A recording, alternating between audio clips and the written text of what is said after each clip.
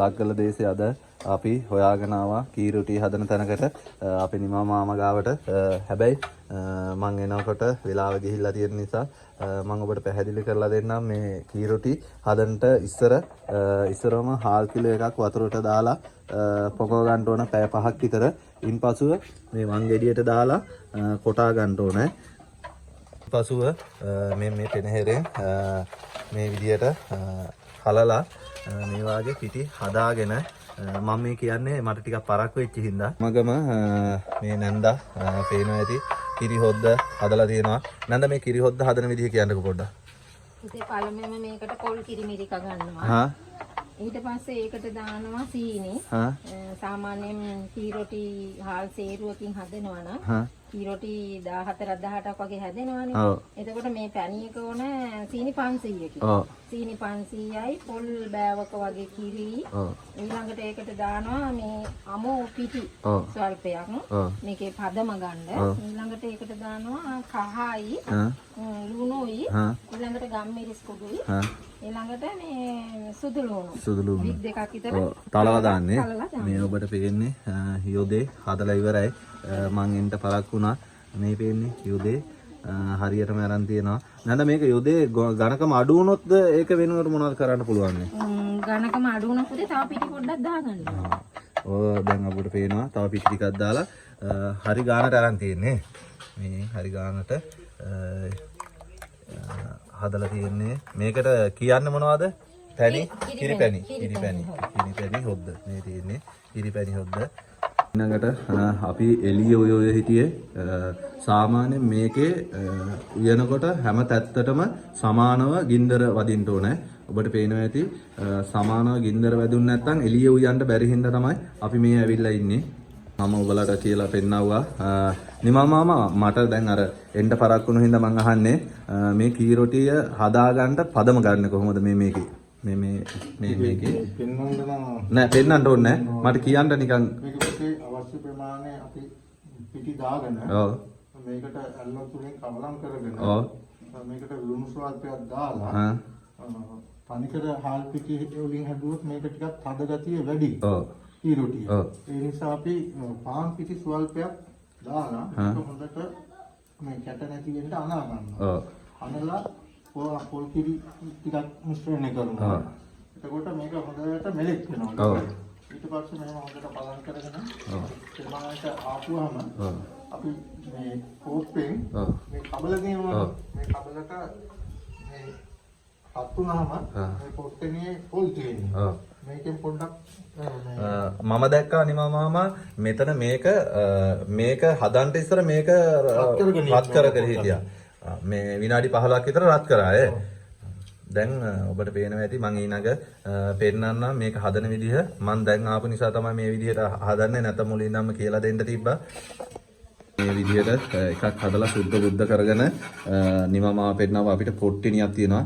මේ පොට්ටිනිය ඇතුලේ තියෙන නිමා මොනවද? පොල් ගාගත්ත පොල් ටිකක් ඇතුලට දාලා තියෙන්නේ. මේ අල්ලන්න නැති වෙන්න කරන ක්‍රමයක් මේ තමයි. ඔන්න ඔය විදිහට පිරිමැදලා මෙන්න මෙතනින් යොදේ අරන් ඒක කලවම් කරන්න ඕන නිතරම කලවම් කරන්න ඕන අවශ්‍ය ප්‍රමාණය අරන් මෙන්න මේ විදිහට දාන්න ඕන. ඔබට පේනවා ඇති මේක අර එළියට වැටෙන්නේ නැති වෙන්න දා ගන්න ඕනේ. ඊට පස්සේ මේක මූලිය වහනවා. වහලා වතුර ස්වල්පයක් කරන් මේක වටයට ඉහිනවා. ඒක සාමාන්‍ය මොනවටද දන්න එහෙම වෙන්නේ? ඒකෙන් තමයි තැම්බෙන්නේ. අත්වෙනවත් එක්කම මේ දාපුවාම මෙහෙම වතුර වටේ මේ වාස්ප වලින් තමයි මේ ගෙඩිය තැම්බෙන්නේ. මෙන්න මෙතන මේ පේනවා ඇති වතුර වටේ දීහින් එකෙන් ඒකෙන් තමයි ජල වාස්ප වලින් තමයි මේක තැම්බෙන්නේ. ඒ තරම් ගින්දර සරක් ඕන ඉතින් ටක් ගාලා මේ තියෙන්නේ යොදේ.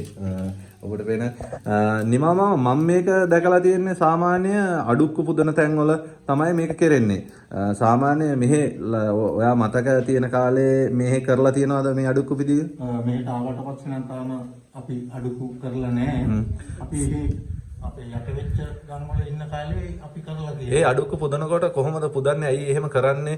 කුඹුරු මොනවද? හරක් මුලින්ම ගන්න කුඹුරු ලස්සන්නේ. අපි දෙයියන්ට අයින් කරනවා වී කොටක්.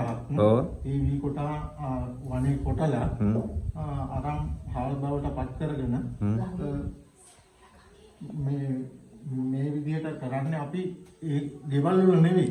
ඔය ගඟක ගල් පොත්තක වගේ තමයි කපු මහත්තුරු ඇවිල්ලා ඒව කරලා දෙන්නේ. එතකොට මාමා එතෙන්ට මේ ගෑනු කට්ටිය හැම එනවද? නෑ.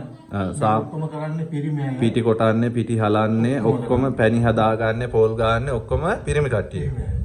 ඉතින් මේක අපේ හරකා බාන දේදොර වතු පිටි දරුවෝ ඒ සියල්ල ආරක්ෂා කරගන්න කරන වැඩක් එහෙ ගම්වල.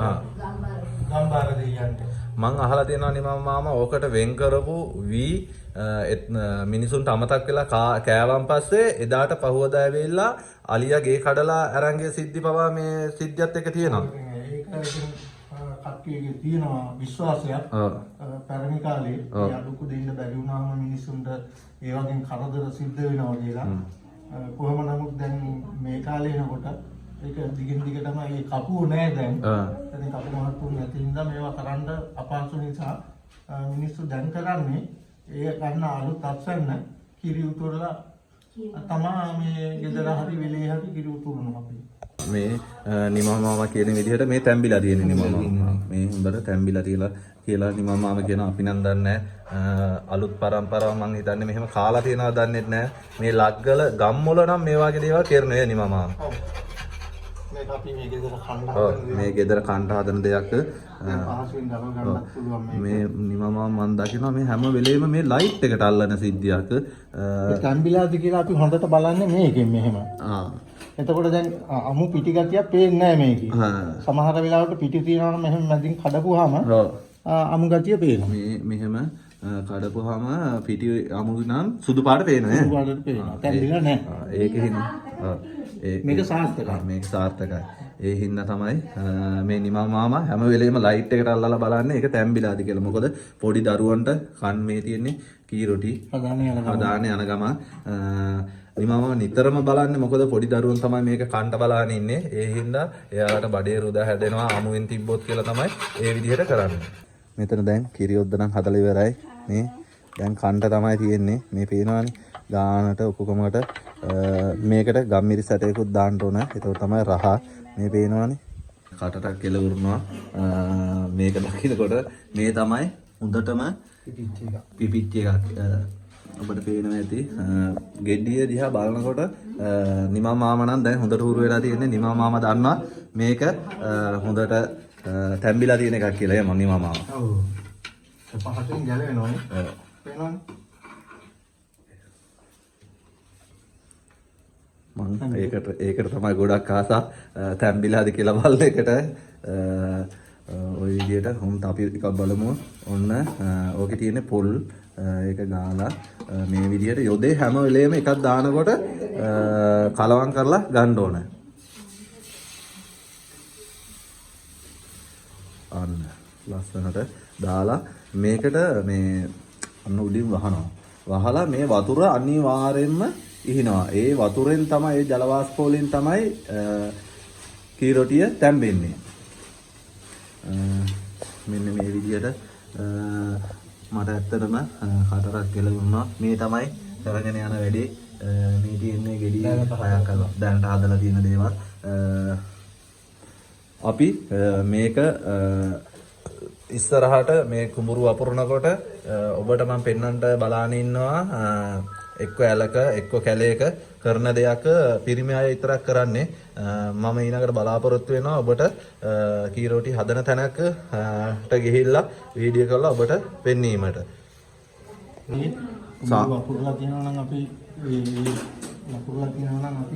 මේ කී රොටි හදන්නේ නැහැ. අපි තවුන් ගෙඩියක් අපියන්ට පිටි කොටන්නේ නැහැ ගෙදරක.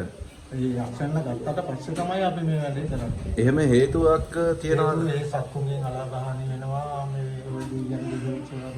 එතකොට අපි මේ බුදන්නේ ගම්බාර දෙවියන්ට තමයි ඈ. ගම්බාර